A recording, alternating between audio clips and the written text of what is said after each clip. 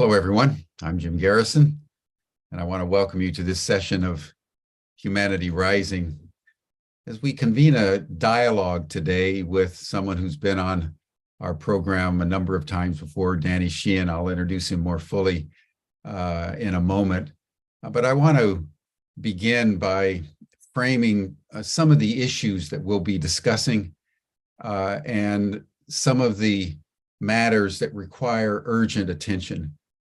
I've been talking over the last week or so about the announcement by the World Meteorological Organization that sometime between now and 2026-27, the world will exceed the 1.5 degree centigrade temperature rise over pre-industrial levels. This is the most sobering announcement that scientists have made in many, many decades. As we've been warming the planet, we've been experiencing increasing ecological and climatic turbulence. We have been focused by the scientists on the reality that if we exceed a 1.5 degrees centigrade rise above pre-industrial levels, that we essentially move into a level of turbulence that is irredeemable. And we're about ready to have our first experience in that rise. And so everybody on planet Earth needs to take that in because it is crucial for our generation to secure the human future by not being profligate about how we use energy and how we live our lives. So that's one factor in our current reality. Another equally astonishing factor is the fact that rather than dealing with this crisis, coming together to solve the ecological issues that confront us through a radical collaboration that focuses on increasing biodiversity, lowering our carbon emissions. What are we doing? We're going to war between the superpowers. The United States and Russia are in a hot war with US troops and NATO forces on the ground in Ukraine. Day by day, the dangers escalate toward a nuclear exchange as NATO increases the sophistication of the weaponry that's being deployed by the Ukrainians. Simultaneously, the United States is escalating tensions against China over Taiwan. So right at the moment when we need global collaboration at unprecedented levels, we're going to global war and conflict at unprecedented levels. It's an extraordinary situation in which humanity finds itself as our governments seem incapable and unwilling to do the most obvious thing in the world, and that is to cease hostilities in Ukraine and come together with the urgency that 1.5 degree centigrade rise demands of all of us because of the science that is calling for us to make decisions that are wise rather than belligerent. Simultaneously, again, we have other issues that are impinging on our public awareness. One of the most important of which is the UFO phenomenon.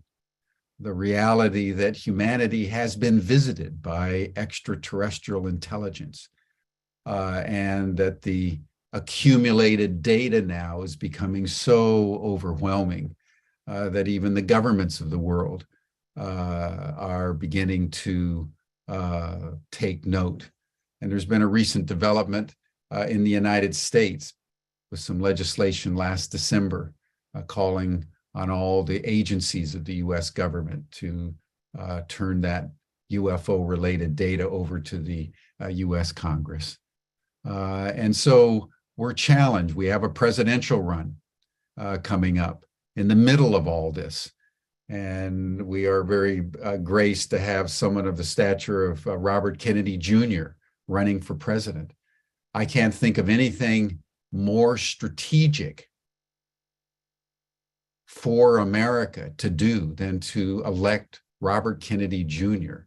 as president of the United States. If you think if there was one thing we could do that, if successful, could lead to peace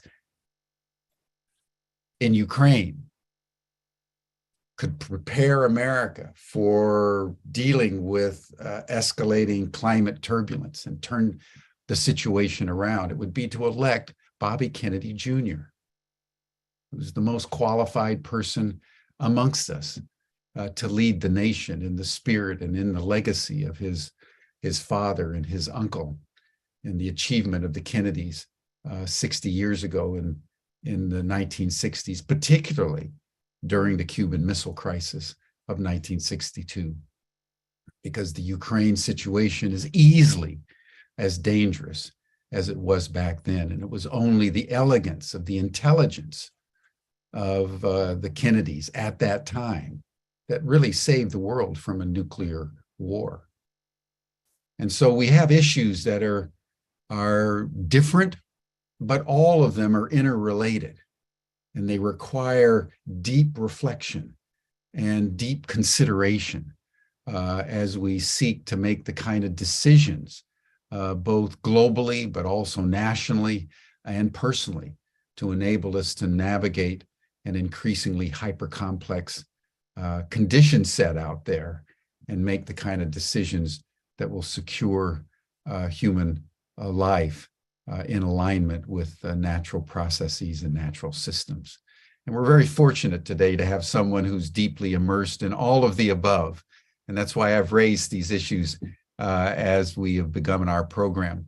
But before we dive in, let us just pause, as we always do, and just simply breathe together in a conscious, coherent way. We're going to take 10 breaths, contemplate these issues, and then we'll begin our dialogue with Danny Sheehan. Thank you, everyone. Let us breathe together.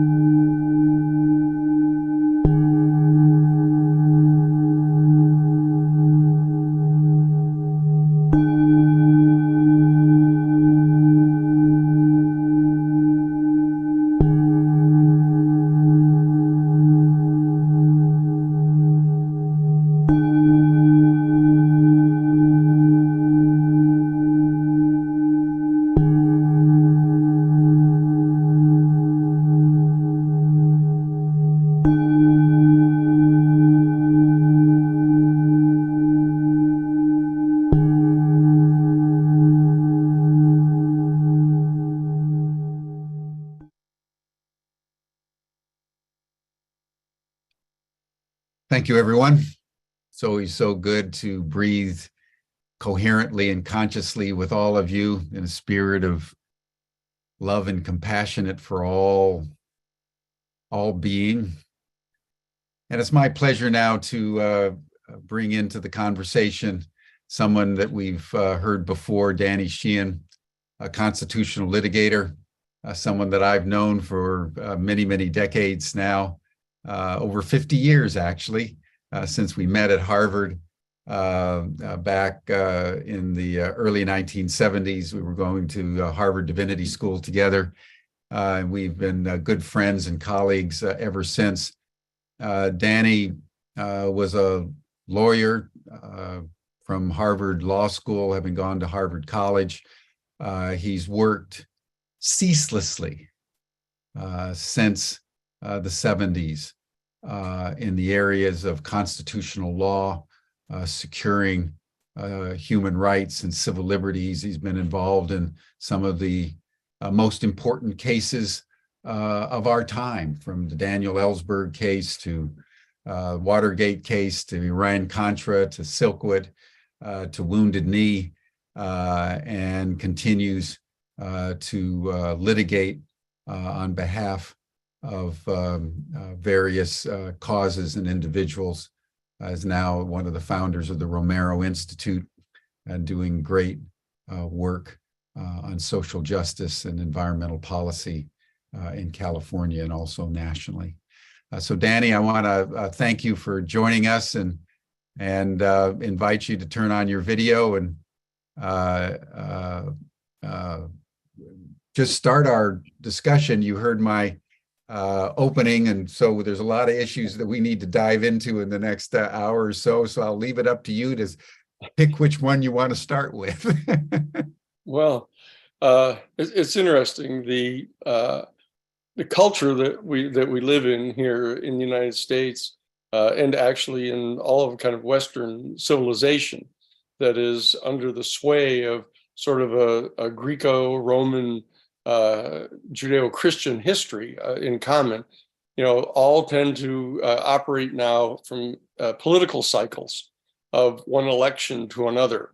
It's both a positive issue with regard to citizen participation and decision making with regard to leadership and policies, but it also is a problem that people who are running for elected office tend to become quite short-sighted, with regard to just getting elected for the next cycle, and they make lots of compromises with regard to longer range thinking. We find ourselves in a situation like that again here. We're approaching a major presidential campaign that's going to be going on between two major parties. That it tends to have happened now in all of the countries in Western civilization, that they've devolved into having just two major political parties, one kind of allegedly more conservative, one more liberal, kind of confronting each other in kind of this dialectic where they end up with these kind of artificial confrontations and hyperbolic differentiation between their policies, which in fact at base are not all that different. And we see this happening again here in the United States, that we're now entering into the period that goes on between basically February here of 2023 all the way through until February of 2024, when the official primary process starts taking place, where the two major political parties decide who their single candidate is going to be. And in this particular situation, we have a situation where the Democratic National Committee has pretty well resolved that they're going to insist upon the candidate for the Democratic Party being President Joe Biden. And the Republican National Committee has pretty much made a basic decision that it's going to have as its candidate Donald Trump, because he's insisting upon being the candidate. And so that we have this bizarre kind of dialectic shaping up now in the United States between these two forces. And at the same time, we have this other extraordinarily dangerous dialectic taking place between the Western powers under the aegis of the United States in NATO basically confronting the former Soviet Union, now Russia, having engaged in a process of, that Jim and you and I were both involved with President Gorbachev back in 1992, basically, but 91, where he actually was wise enough to try to stand back from this ever worsening dialectic between the Soviet Union and the United States at that time, that had so often brought us to the brink of potential nuclear holocaust. And he stepped away from this, based upon a promise that was made at that time by then President George H.W. Bush and his Secretary of State James Baker, that if in fact the Soviet Union agreed to step back from the long Cold War, a 75-year Cold War, and the threat of nuclear annihilation of the planet, that the United States and NATO would not attempt to recruit the former republics of the Soviet Union into NATO.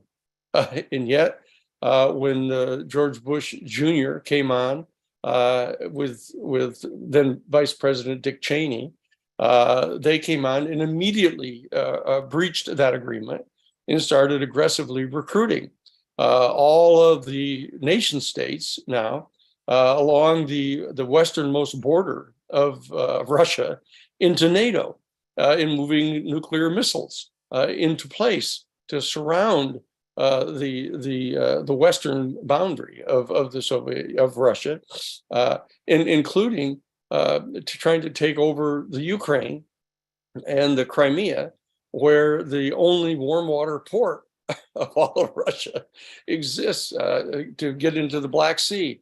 And no, this we don't want to get into too much detail about this, but the bottom line is that it's quite clear that the kind of more in the American political body politic, who are the reactionary worldview, engaged in a major aggressive campaign to try to surround the Russia and to box them in, and to attempt to bolster their decision they made at the end of the Cold War to attempt to, quote, maintain their continued privileged access to the strategic raw materials that they deemed to be needed primarily by their major corporations, who tend to run the government. And so the Russian government has responded with a series of tactical, unfortunate judgments, which have to do with not just reasserting their control over the southeasternmost portions of the Ukraine to protect Crimea, but to actually make the tactical mistake of attempting to invade and wage war into all of Ukraine now. And the United States and NATO have responded with this closed-minded dialectical response of just arming the Ukrainians to engage in this kind of, it's like a World War II kind of level of technology of warfare, virtually trench warfare. They're actually digging trenches like they did in World War I, and so you look down at this, from above, this particular situation that our human family is in, and one is tempted to despair, of the ability of our human family to come together and collectively make intelligent decisions to deal with our culture, our economy, our system of generating energy, because there is functioning inside Western civilization an element, a small fraction of our human family in Western civilization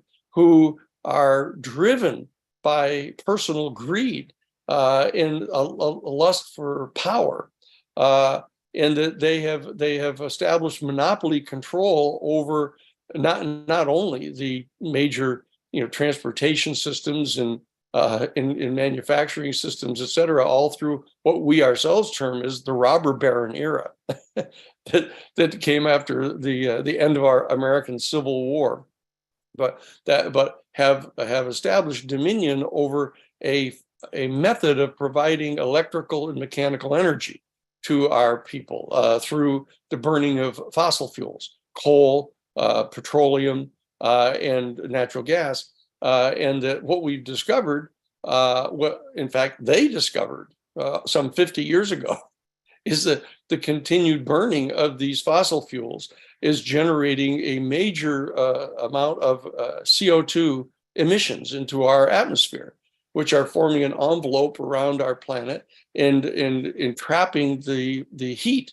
into our planet, which is causing the rise in the global mean temperature, which in turn is causing the expansion of the seawater, rising sea levels, the melting of our ice caps. There's a whole series of things that we're all quite aware of now. And so that one would hope that we would see, oh, well, look, we can't let this happen. What we've got to do is get together collectively and make a determination that we should transition very quickly away from this type of a source of energy generation into something more sustainable, and that would not be contaminating our planet. Now, at the same time, we have been developing a weapon system that began basically in 1945, back right when I was born. Basically, it's only been for the duration of just one human lifetime that we have developed this kind of horrendous weapons system, which is capable of literally destroying the entire ecosystem of our planet in a much more rapid way than just the contamination of our entire ecosystem with burning fossil fuels. And so that what's really conspicuous here is that our intellect has put us in this disharmonious relationship with our natural environment. That our intellect, which is rooted in a sense of our separateness from intellectus, the Latin root of the intellect is the ability to distinguish the difference between, and that we have discerned some sort of fundamental difference, dialectical difference, might I say, between our human species and the rest of the natural order, and that we've attempted to vanquish and conquer and subject to our dominion all of the natural forces in the world for our immediate short-term self-gratification. And there's an elite 1% of our people, of our human species, that is reaping gross financial rewards for the continuation of that particular, not only that particular system of generating energy, but not coincidentally, gaining benefit from the development of the thermonuclear weapons, which enable them to threaten the destruction of the whole world unless they're allowed to continue that. That's sort of where we are right now, and so that what we need to do as citizens, not just of Western civilization, but of our planet, what we have to do is try to collectively raise our consciousness as a species to be able to discern in a much more meaningful way the actual fundamental natural harmonies of not only our climactic system here on our planet and our relationship to it, but also the place of our entire planet in the ecosystem, if you will, of our galaxy.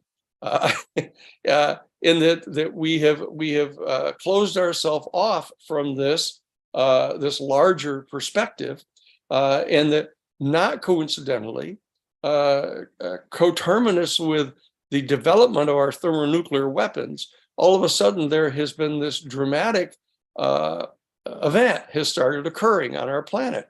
That suddenly, while we were developing the nuclear weapons at Yucca Flats in the Alamogordo, which is the valley, the pathway to death, which is the actual translation of Alamogordo.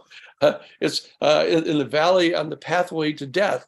We developed these thermonuclear weapons. Suddenly, we started to discover this occurrence of these bizarre vehicles that seem to be flying around in our planet's atmosphere, and moving at these extraordinary speeds. They would come in from outer space, as we referred to it, over 80,000 feet, and they would descend to the surface of our planet, in 0.7 of 1 second, and come down and stop immediately and go underwater at our planet and travel at over 100 miles an hour under the seas. They're able to travel at tens of thousands of miles an hour inside our atmosphere with no friction, apparently, and be able to make right turns, going over 5 to 10,000 miles an hour, make an immediate 90-degree right turn without slowing down, generating what we estimate to be some 600 G's of force on any occupants of these vehicles. And what happened is that our national security state institutions began to look at this, and they started to say, oh, wouldn't this make a great weapon if we can only figure out how these things work? That, it's a dramatic manifestation of the old Sufi saying that when a pickpocket meets a saint, all he sees are his pockets. And that what happened is that our whole national security infrastructure started seeing these vehicles coming around and tried to figure out how to get their hands on one of them or more and back engineer them to be able to make a super weapon of some sort.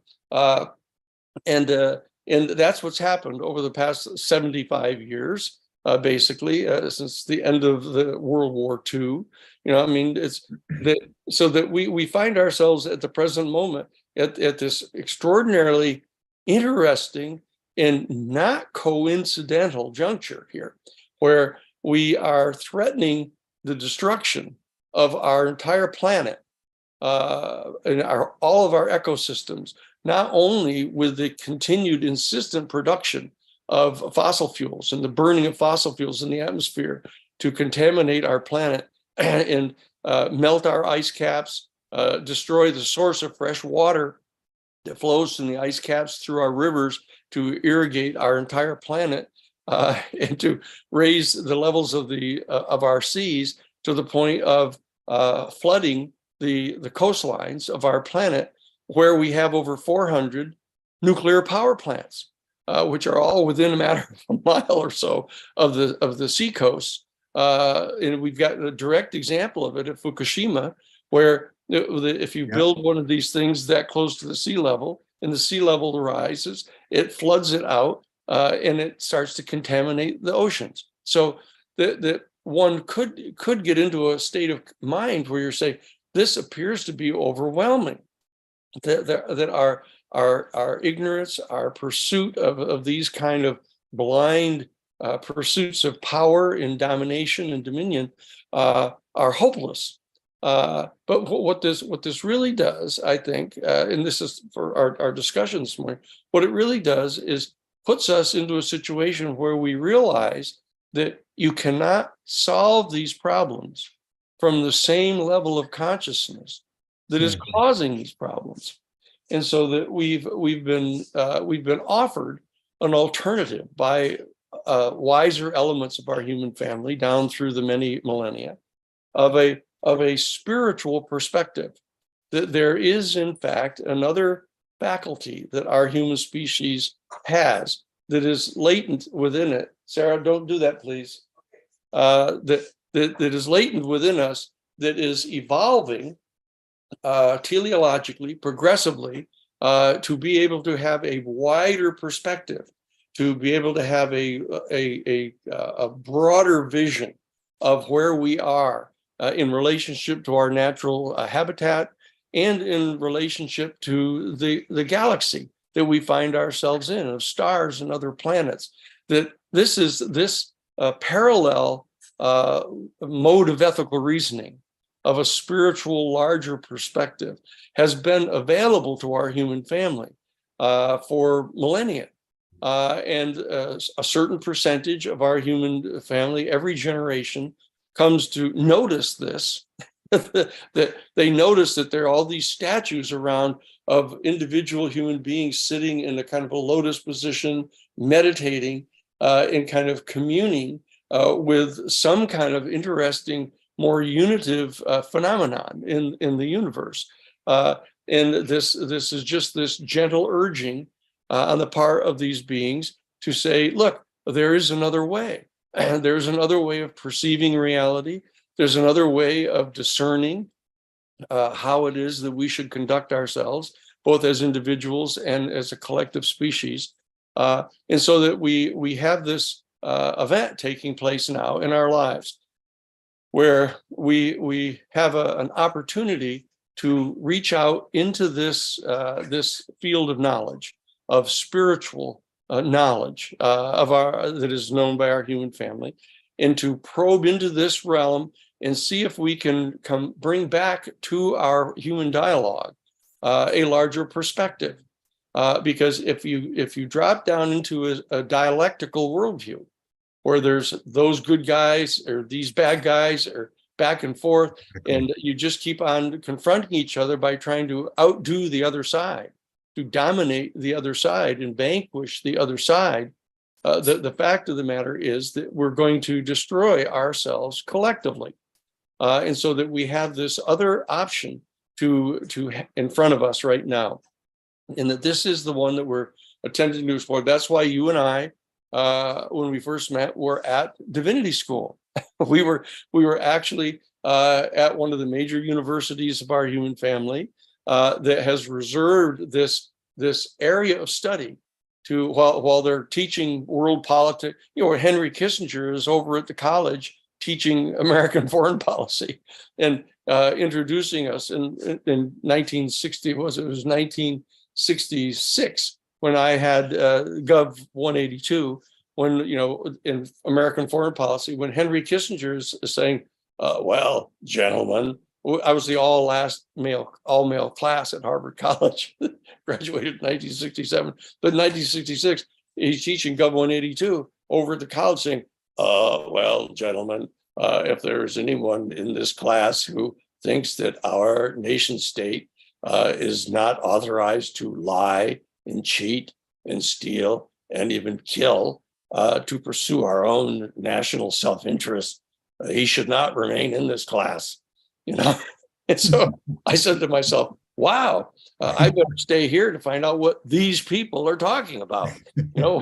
And here, so here you have this set of studies going on over at the college, and yet you have a divinity school over there that Harvard University was actually founded as the divinity school to try to train young people to understand this spiritual dimension, so that we could utilize the natural laws of our existence to coordinate our collective conduct as governing structures. And so that you and I were there back in 1973 and 74 together, doing our master's work together, trying to understand how we can delve into this spiritual realm and bring back insights to share with our fellow human beings in the process of governing.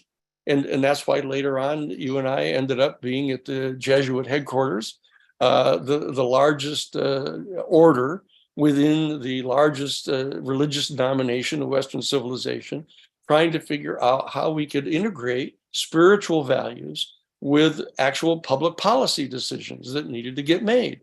And that's why you and I were devoted at that time, for example, in trying to eliminate nuclear weapons.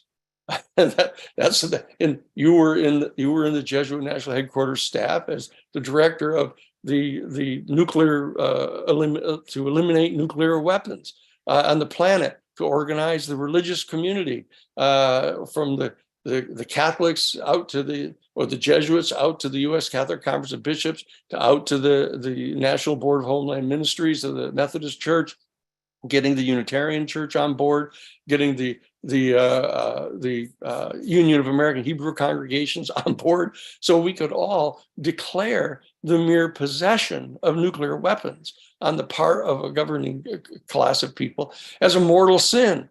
It's inherently designed as a weapon to destroy civilian populations. It's a violation of the just war, any just war theory that our human family has ever come up with. So that we've spent 50 years together trying to figure out how we can both discern the principles of a spiritual realm, translate those into middle axioms that generate policy statements, and how we can translate that into concrete program.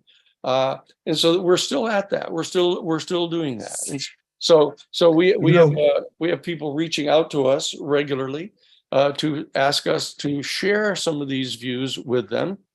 The latest of which is Robert Kennedy. Robert Kennedy has reached out to us at the Romero Institute. He knows that we were at Jesuit headquarters together for a long time, working on these policies, have developed a whole series of programs, and he's asking us, what are those programs? To integrate into a consistent campaign for the presidency, to voice those values. And we're attempting to get other people to come on board to have this dialogue, because the Democratic National Committee has resolved that there's to be no debate, inside the Democratic Party, that we all have, that it is so important to vanquish the ultimate other. In this case, the Donald Trump and the National Republican Party is so important to vanquish them, under the point of hopefully being able to eliminate them from all future dialogues about public policy, to become basically a one-party nation state, that they don't want to have any debate. And the same thing is basically true in the Republican Party, that Donald Trump is trying to eliminate ahead of time all potential contenders, so that the Republican Party also doesn't have to go through a major primary campaign, and then they can both confront each other. And at the same time, there's this other thing going on, this confrontation between the Western allies through the NATO and Russia, of threatening nuclear war. And the United States, step by step, over and over again, doing the same kind of thing of escalating one step at a time. Oh, we're only going to send them minimal weapons to begin with, and bigger weapons, and more weapons, and anti-tank weapons. And now, most recently, President Biden has decided we're going to send them F-16 fighter jets. And the Soviet Union, or Russia, keeps on saying, no, you can't do that. If you do that, we're going to also escalate, and that we have nuclear weapons, and we will use, small tactical nuclear weapons. We'll deliver them to the battlefield. And the United States is saying, well, if you do that, you don't realize what we're going to do, man. It's this whole, so's your old man. Or your mother wears army boots, or whatever. It's just this crazy, blind dialectic that our human family is disposed to get into. So those of us who are aware of the reality of the spiritual realm and the reality of the spiritual faculty that our human family has, and the hundreds and hundreds of years of work that have been done by members of our human family to try to discern the kind of harmonious principles that abide in the spiritual realm, and bring these principles to apply to actual decision making in our body politic. This is what we're confronted by right now. And so all of the work that we've done over the past 50 years, is now in play. We have to call upon every single talent that we have, every single relationship that we've ever had, every single piece of information and knowledge that we've ever had, because we are confronted right now with the threat of nuclear annihilation of our species. And there's this non-coincidental onset of more and more activity on the part of the UFO phenomenon, making itself more and more conspicuously seen, to the point now where they're flying over our nuclear missile sites and turning off the nuclear missiles. They're flying around all of our nuclear aircraft carriers and kind of just showing that, that we're here watching what you people are doing. And even to the point, it sounds a little strange, but even to the point where the United States Congress recognizes it, which is something. Well, let's pause there and tell us, Danny, the latest updates with the U.S. Congress actually now passing legislation to require the other government agencies to provide the data that they have on the UFOs. Tell us that, because I know you were involved in drafting the legislation itself. Tell us a little bit about that story and why that's important. Well, what's happened here is that for the past 75 years, from basically 1945, with the development of thermonuclear weapons and the onset of this dramatic increase in the number of UFO sightings around the world, and the focus of a lot of the UFO sightings around the development of nuclear power and nuclear weapons, what's happened is that as I mentioned earlier, the executive branch, the members of the national security state infrastructure in the United States, that was established at the end of World War II with the National Security Act of 1947, creating the Central Intelligence Agency and later the National Security Agency, and all of these, making ourselves a garrison state, basically, if you'll forgive the term. That we've made ourselves into this national security state. And that what's happened is the elements of the national security state, when they encountered the UFO phenomenon, as I mentioned, all they wanted to do is figure out how they work, how they can possibly get access to this technology to be able to use it for the continued domination of the world. And the Soviet Union at that time was also trapped in the dialectic of building nuclear weapons and trying to figure out this technology itself. And so what's happened is that this has been kept secret from the American people and from the citizens of the world by the respective national security state infrastructures of the nation states, because they've all been trying to figure out how to garner access to this information to make weapons out of it.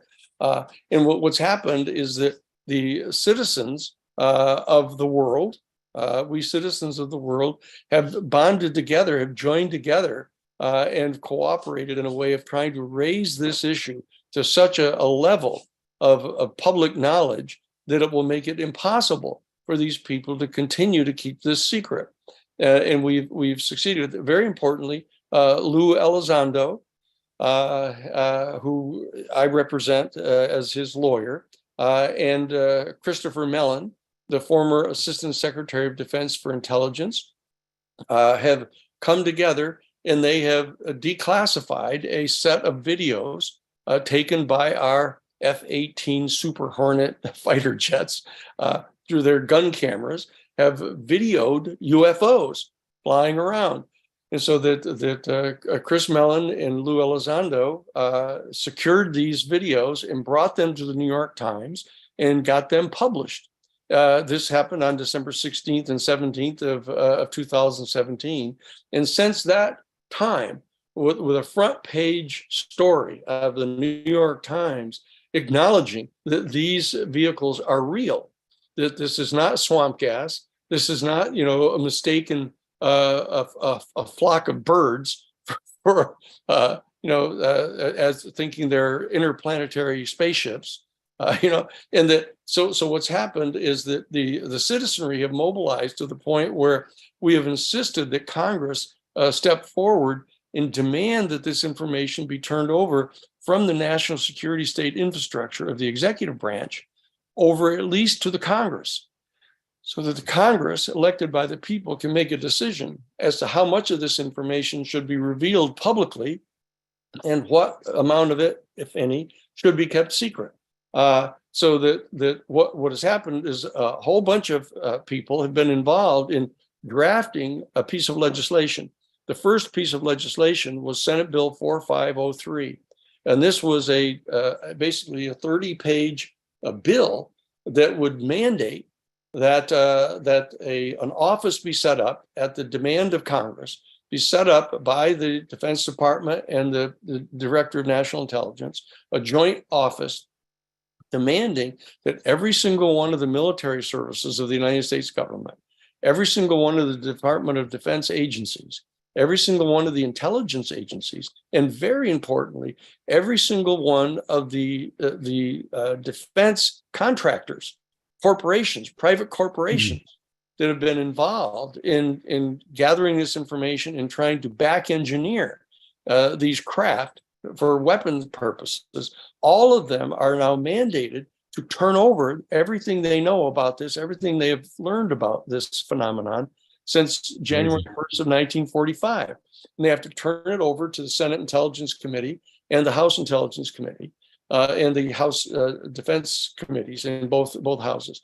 And now that's a major step forward, because it's extracting this information out of the executive branch, at least into the elected representatives of the people in a democracy. This does not automatically get all of it revealed to the public. It's important for us to understand that there's been a compromise that has been struck in this legislation to just make it all available to the members of Congress, and specifically the members of Congress in the Intelligence Committee and the Defense. What's the time frame by which this has to be done? Well, it's interesting. They have to turn over this information, everything that they've already got in hand, within 90 days of April 21st of this year. This office was to be stood up and operational by April 21st of 2023. And then they had 90 days within which to start conveying this information over to the committees of Congress. And they're mandated to send additional information every 90 days over to this office. The office was originally designated by the United States Senate as the Unidentified Aerospace and Undersea Phenomenon Joint Program Office. It's now called AARO. There's a nickname for it. The House of Representatives wanted to have some term that was easier to remember than that, and so they've called it the All Domain Resolution Office. And so that. So this is the all domain anomaly resolution office. It's kind of a weird name, but the bottom line is it's still the same basic mission, is that all this information needs to be turned over to the Congress, and then the Congress is going to be making decisions. They're going to be publishing some of this information for the public every 90 days. And so that this is just underway now. Sean Kirkpatrick, a scientist, has been designated as the head of this operation. He's met and had a meeting with the members of Congress. Senator Gillibrand from New York has chaired that public hearing that they've had one of already. But this is a bipartisan issue, interestingly enough. Senator Rubio from Florida and Senator Mark Warner, the chair of the Intelligence Committee in the Senate from Virginia, are all in unison in wanting to get this information turned over and reports being made. And so that there's this total, not total, but a major sea change has occurred here just since 2017. That out of all the 75 years of trying to deal with this particular subject matter, we've crossed an important Rubicon here, where the Congress of the United States has now gotten itself directly involved and has dared to acknowledge the reality of the UFO phenomenon. And very importantly, the important people who've been involved in this secret study inside the United States executive branch over these years have come forward and have publicly asserted that they know for certain that these UFO phenomena, some of them, are certainly not some super secret program of the United States government. And they're not any secret program of Russia, and they're not any secret program of China. And so once they get that definitively asserted, the question arises, well, then where are they from? Where do they come from? What are these things? And what they've actually said, they've gone forward to say even further that a substantial majority of the people inside the government who have been investigating this issue for 75 years now believe that they're extraterrestrial, that they actually come from another star system, potentially inside our galaxy. And now the Catholic Church has issued an official statement under Pope Benedict, not Francis, who people view to be much more progressive, but a very conservative Pope, Pope Benedict XVI. They issued an official public statement on November 11th of 2009 saying, look, in light of the discovery of more and more of these new exoplanets through our space-based telescopes now, the Hubble telescope, the Kepler, now the new telescope, the James Webb telescope, they are able now to actually virtually photograph the surface of these exoplanets that are orbiting the other stars in our galaxy. And so they said, in light of the discovery of more and more of these new exoplanets, it has now become clear, this is the official Catholic Church statement, that it has now become clear that much sooner than had been previously anticipated, we are going to discover the existence of life elsewhere in the universe. Therefore, the time has arrived for the commencement of an extraordinarily important conversation among our people, focusing on the profound philosophical and theological questions that are presented to our human family by the discovery of life elsewhere in the universe. Now, that statement was directed by Pope Benedict in the Cardinals to be issued by Dr. Jose Gabriel Funes, who was at the time the director of the Pontifical Observatory at Castel Gandolfo. I flew to see him immediately after that statement was issued and met with him personally. And he said to me, look, Dan, he said, we're not talking about the discovery of some single cell life form, beneath some frozen sea on some distant moon in some distant galaxy. So we're talking about another highly intelligent, highly technologically developed, but distinctly non-human species, right? More sophisticated than we are. Yeah, right here in our Milky Way galaxy. And so the time has come that we have to come to grips with this. So we have now not only the largest single religious denomination in all of Western civilization calling for this conversation. We have the United States Pentagon and the Defense Department publicly acknowledging the reality of this phenomenon. We have the Congress of the United States, demanding that the information start to be correlated and put together. And we have the New York Times actually admitting publicly that this is true. And 60 Minutes, on CBS is now saying this is true. These are vehicles that appear to be from another civilization in our galaxy. And so that we've reached this moment where that we those of us who have spent our time working on this field for over 50 years, that it's time for us to be able to start understanding that we need to move into the spiritual realm to come to grips with the profound theological and philosophical questions that are posed to our human family by the discovery of this reality. Because not only do we have to come to grips with the fact that our human family and our Earth is not in the geographical physical center of the entire universe, which we sort of had to come to grips with Copernicus and Galileo, back in the 16th century. But the reality is that the substitute that we made for it of saying, okay, we may not be in the physical center of the entire universe, but we're at least at the apex of the pyramid of all sentient life in the universe. Our human family is at the apex. Now we have to come to grips with the fact that ain't true either. And so the question is, what is true? Where do we? Where do we fit in the cosmic order of things? If there is another civilization that is a non-human species that is capable of traveling at superluminal speeds, faster than the speed of light, and can come and go from our planet, how are we going to keep ourselves from being like the kind of little island that's discovered in the middle of the Pacific in the 1960s, and a tribe that hasn't even been aware of the fact that there's any civilization outside of their island.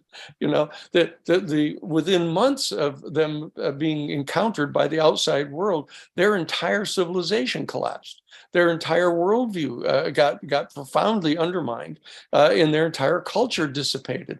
And so that we have to try to understand as a human family, what are the values of our particular worldviews now? What is to be preserved? What can be amended? How can we preserve our sense of dignity and purpose and importance in the universe, so that we're not just completely washed away in the galaxy. Quick question that appeared in the chat around what do you know, Danny, about the kind of energy that these UFOs use for their mobility? It's obviously not fossil fuel, but do we have any evidence as to what they are using? Yeah, and it's not nuclear either. A lot the favorite candidate for people involved in this discussion is this has got to be 0 point energy. Reaching into the energy that exists inside an atom that bonds together the electrons orbiting the nucleus of that there, and that this abides, this unified field of energy envelops the entire universe, and that this must be what they're tapping into. That's just a guess. I mean, the problem of our human family is that we extrapolate from what we know only to the next baby step. Exactly. Away from that.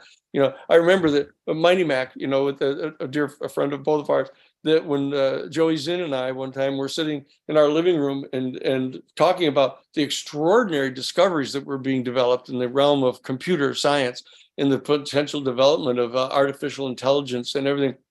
And I said, isn't it amazing? I said, that we can't even begin to conceive of what some of the kind of discoveries are going to be that we're going to make in just the next 100 years. We can't even conceive of it.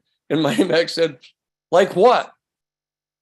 And so you see, that's where we are right now, where we're saying, the implications of Exactly. a vastly superior extraterrestrial civilization that may actually constitute an entire galactic federation of some sort, of literally hundreds of other planets that are millions of years in advance of us, technologically, scientifically, potentially theologically. What are the full implications of this? But what we need to do is to start doing that. And that's why our Romero Institute has established the New Paradigm Institute. The New Paradigm Institute is attempting to come to grips with these very questions, not only the profound philosophical and theological questions, but the economic questions, the public policy questions, the scientific questions that need to be answered. We've gone through a 75-year period of people saying, I'm not listening, or I'm not looking. We've got to now come to grips with, we've got to listen, we've got to look, we've got to think, we've got to talk about this, we've got to dialogue with each other about this. We've been called upon to do this now by the largest religious denominations in our civilization. We've been called upon to do this by the Congress of the United States, by the New York Times. From an epistemological point of view, anybody who thinks that they have to wait for somebody in positions of authority to tell them that it's okay to discuss these things as a matter of reality ought to be satisfied now that has happened. That everybody's been authorized to have this conversation. In fact, they've been solicited to have this conversation. And that's what we're doing here today. We're in the early stages of having this kind of a discussion to go on, to convene our sisters and brothers to come together to talk about this, to reflect upon what the possibilities are. I'm meeting with people at Stanford University right now, that are involved in focusing on the technology aspects of this thing. I'm saying, okay, look, you guys deal with the technology.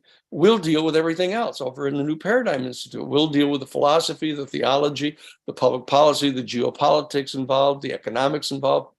We'll do all of this stuff. If you guys are attached to focusing only on the technology of this, the hard science questions that are involved in this. That's perfectly appropriate. That's fine. Somebody needs to do that. And so that you guys focus on doing that. And Dr. Gary Nolan over there is heading that up. They're putting together a foundation over at Stanford. It's called the Soul Foundation, SOL, the Soul Foundation. And we have the New Paradigm Institute. And we're in regular dialogue. Once every month, we get together and sit down to discuss how we're going to be coordinating the two respective sets of activities. But I'm looking at the Senate bill that was passed by the Senate Bill 4503. People can look it up. People should do that. Everybody here that's listening should go to their little Google thing and punch in Senate Bill 4503. And you go to that, and you'll see that it is Section 703 that's been later inserted into the National Defense Authorization Act, but it's a specific proposal from the Senate point of view of some 84 different things that need to be done. Okay, just so everybody will have a clear homework assignment from today. Go to Google, find Senate Bill 4503, look at the 84 things that are directed to be done now by this new office. And even though it's been changed a little bit over to the House, when it went to the House side, House Resolution 7776, changed it a little bit. But from our point of view, it's Senate Bill 4503 that really sets forth the kind of command for our people this has got to get done right now. And so that we can begin this conversation, and we can all coordinate, Ubiquity University, the Humanity Rising, the Romero Institute, all the different people, let 1,000 flowers bloom here. We've got to start this conversation. Sure. And we have to insert this into our present public policy discussions that are going on in the context of an election. Yeah, if you had to identify, say, the fundamental metaphysical impact of the awareness of extraterrestrial intelligences on planet Earth, what would you say that is? What's the fundamental shift? Is it a shift that we're all interconnected? Is it the shift that we're not who we thought we were, and therefore we need to be more humble about how we treat each other and the planetary ecology? How would you articulate the Copernican revolution that UFOs now demand? I would say that in its simplest terms, it turns out that the spiritual realm is true. The most fundamental problem, one of the most fundamental problems we have in the Western Academy is that they've come to the conclusion that all that spiritual stuff is just superstitious, and it's just not true, and that they become radical materialists, scientific, logical positivists, is if it can't be measured and can't be weighed, and it doesn't have a smell to it, it doesn't exist, exactly. And all the rest of that is fictional, and it's just, some sort of primitive, ancient, superstitious. That's false. The reality is that the spiritual domain is true. Okay, and that even though different institutions have attempted to, in a sense, dumb down the information to try to translate it into kind of anthropomorphic images and stories to try to convey to people at different levels of education and different levels of cultural development. The reality is the fundamental essence of the spiritual message is true. And you'd better smarten up here to stop trying to push this aside and pretend that it's not true and it's just superstitious. The entire academy in Western civilization and in Eastern civilization of Russia and China need to come to grips with this. That the truisms that are fill the spiritual realm, get busy taking a look at that stuff. Okay, I mean, the Hindus and the Buddhists and the Trappist monks, the mystical people of our human family have been attempting to enunciate these kind of principles and truisms Exactly. Yes. for thousands of years. And the fact of the matter is, we better come to grips with the reality of this and understand that this is true, and get over the hubris of the scientific materialist, radical positivist worldview that has poisoned our entire relationship between ourselves and our environment, and poisoned our relationship between each other, as cultural communities. We've got to overcome this, and we've got to have a genuine coming to grips with how to understand the spiritual dimension and how to experience the spiritual dimension as the salvation dynamic in the face of this threat that we pose to ourselves right now, and that we pose to our planet. That smarten up and listen to the spiritual people and come to grips with this. And each and every one of us figure out how we can enliven the spiritual experience in our everyday lives and bring it to bear, and understand that meditation, diet, abstinence from all kinds of artificial dialectical stimulations. There's all kinds of lessons that have been articulated by the spiritual community that are part of a perennial philosophy, and that we need to understand this and share this information and not be embarrassed about it. But it's going to be impactful on religious institutions that have ossified, that have mistaken the map for the pathway. They've gotten themselves attached to particular rituals and particular cultural beliefs and stuff, and so that we have to undo that. In a caring way. We have to kind of start dissolving away some of the ossifications and start to open up the true spirit, to get the spirit flowing in our human family. This is our chance to save our human family, and to take our place in the galaxy with other beings who have spent millions of more years coming to grips with the spiritual reality of the universe than. And it's in fact, I would say it's in fact their capacity to align with this deeper spiritual reality that has given them their longevity and their sophistication. That's right. So they're really looking down on us as below primitive. Unfortunately true. But we have this capacity. There is we have the same capacity element in our community that has been aware of this. And they've been taking steps to try to get people to understand it. And so we have to all join together to try to increase the accessibility of this information to our human family.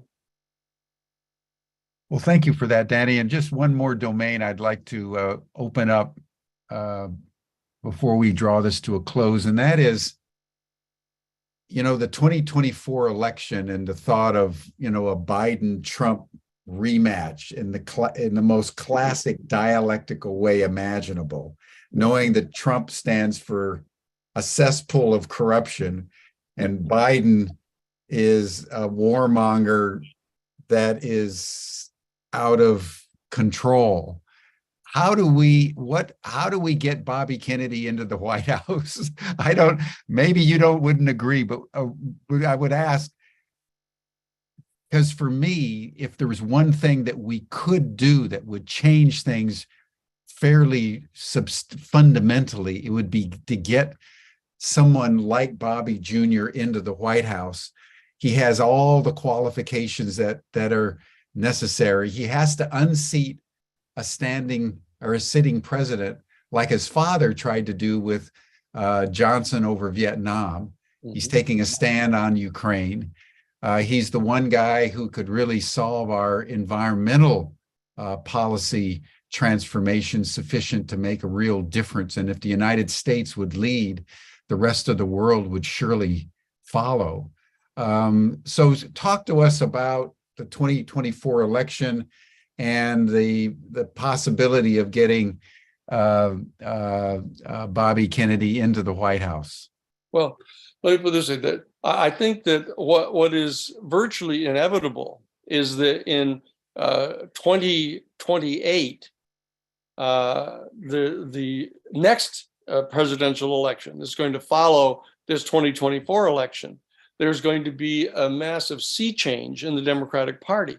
That you're going to have tons and tons of younger voters are going to become eligible to vote, who have a much more progressive worldview than the present one, and that Alexandria Ocasio-Cortez is the spokesperson for this new progressive vision of bringing young people in. The problem, and she turns 35 on October 13th of 2024. I mean, she could theoretically be a presidential candidate because she would be 35 by the time she took office if she ran in 2024. But the political realities are that is not going to happen right now. And so the question is, how can we insert into the democratic primary process? And I say the democratic process, which includes both the Republican and Democratic Party, how can we insert into this discussion a systematic set of genuinely progressive policy positions, declared principles, concrete policy statements, and particularized programs? How can we insert that into the dialogue? Because we know that the Democratic Party and Democratic National Committee are, to some extent, chameleons, that they will lean into whatever it is they have to in order to generate the adequate constituency to get Biden elected. And Joe Biden is not a bad person. Joe Biden, has an awful lot of very liberal, very even progressive kind of instincts. But he's a real political animal, and he wants to survive and win another election. So that if we can, and our job is to insert into the 2024 presidential campaign process this set of spiritual values that we're talking about. And I do not believe that Marianne Williamson is capable of carrying that task, even though she would like to, and she's kind of a very ostensibly spiritual person, et cetera. But she doesn't have the kind of gravitas and weight that is necessary. And so the question is, and it's an important question, is, does Robert Kennedy have the disposition to do that? Can he actually integrate a systematic set of progressive values and articulate them in an effective way? I believe that he's committed to getting past the problem with his voice, of getting past that to the point where he's going to get onto the campaign trail. He's going to be doing the talking, and when he gets to speak in a flowing manner, it gets better and better. This difficulty. Just a note, everyone, that Robert Kennedy had it's a disease. It's an affliction. It's a very rare. It's called spasmodic something or other, where his vocal cords Right. tighten up. But he's learned how to deal with that in long speeches. And so what you'll notice is that within 2 minutes or so of him beginning to do a speech, so it gets a lot less. And it's not that bad. So he's overcome that, and he's there to step into the field now. The question that we have as spiritual people and progressive people is, how do we undertake to get the spiritual and progressive message best communicated during the Democratic and Republican campaign season? And that he is one of the candidates that may be able to do this. And our Romero Institute has been engaged in, for the past 2 years, developing a full set of progressive principles, policies, and programs, and identifying the particular pieces of legislation. And we're going to make these available to all the candidates. And it includes, of course, a position on the UFOs and how we're going to be adjusting our worldview to accommodate the larger vision that the UFO phenomenon really represents, and to see who is going to take up this issue, to share this information with the American people in the context of these elections. So Robert Kennedy is one of the obvious candidates. Marianne Williamson is another one. We're going to make it available to the Republican candidates, if they're interested. And we're going to make it available to all of the other people who are going to be competing. for the presidential nomination. And so we'll see. But we have access. You're taking a more contextual yes. approach as opposed to a candidate approach. That's right. That's right. And those of them who are smart enough and wise enough and discerning enough to take these in and adopt them and familiarize themselves so they can espouse these policies and principles, they will be the beneficiary. And if Robert can do this, and we're in very close communication with him, and as you know, we know Marianne Williamson quite well. We know Joe Biden. I've had dinner with Joe Biden and Hunter Thompson, or Hunter is his son. So we have access to these people. It's one advantage in having been at this for over 50 years. you end up meeting many of the people that are involved in this. So we do have access to communicate with them and get this information to them, and we're going to be doing that. And we'll see if we can save our human family. Well, thank you, Danny. This has been informative as always. And I think the takeaway from today, everyone, is, when you really think of the vastness of the implications of accepting the UFO phenomenon, it might be, as it all turns out, as they look back on this moment in history, the one thing that began to really turn everybody around, because it was so incontrovertible and the implications so fundamental that in accepting the reality of extraterrestrial life and intelligence far superior to our own, humanity was forced by that realization to fundamentally realign itself with the larger whole. So I think Danny's bringing in a very important truth that the Copernican revolution compels upon us is ultimately spiritual in essence. And it's our ability to grasp that very obvious simplicity that is the key to the revolution that we all know we need here on planet Earth. Did that get it about right, Danny, to summarize what you were saying? I think that does it. Yeah. Yeah. I think we're simpatico on that. So thank you so much. It's been very clear, very deep, and very profound, and we're all very grateful to you.